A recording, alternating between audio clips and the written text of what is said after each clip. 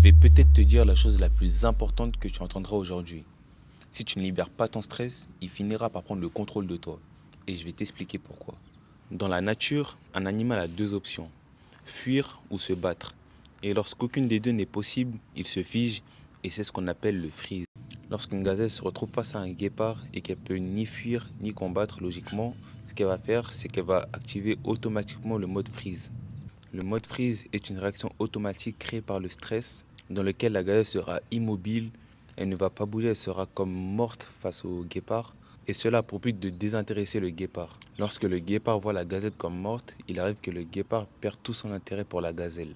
Le plus important, c'est qu'une fois le guépard parti, lorsque la gazelle doit retrouver son état de base et doit évacuer tout le stress qu'elle a accumulé en elle, elle va passer par une phase de tremblement, respirer fort et bouger de partout pour faire évacuer le stress. Et cela n'est pas un hasard. Peter Levine, à travers la somatic experience, a montré que si l'animal ne bouge pas de partout, ne fait pas ses mouvements, alors il ne pourra pas sortir le stress qu'il a emmagasiné dans son corps. Et c'est pareil pour nous les humains.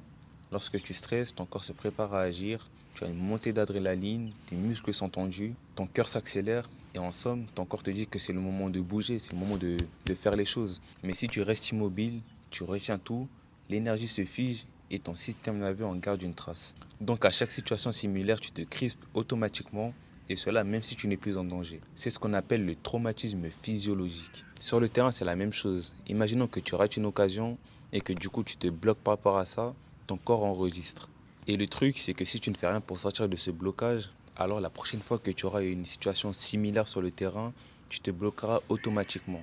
Cependant, si tu respires, si tu bouges, si tu évacues, tu brises alors le cycle et tu reprends le contrôle sur toi. Ce que tu dois retenir, c'est que le stress n'est pas là pour te piéger, c'est juste une énergie qui cherche à sortir. Si tu la bloques, elle te fige, mais si tu la laisses circuler, elle te libérera sur le terrain.